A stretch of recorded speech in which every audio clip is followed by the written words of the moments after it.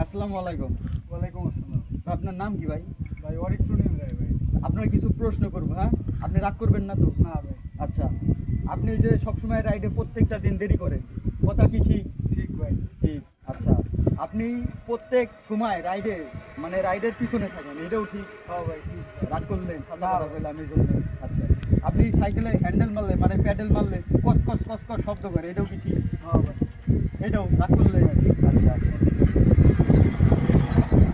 আপনি যে এই যে সাইকেল নিয়ে চলাফেরা করেন, আপনি ক্লান্ত হয়ে যান, কথা কি ঠিক? হ্যাঁ ভাই ঠিক। রাগ করলেন? না ভাই। আচ্ছা, আপনি তো সামনে প্রচুর দুঃখ ভাই। হ্যাঁ ভাই। আপনি এই যে আসেন কোন জায়গায়? মাগুরা।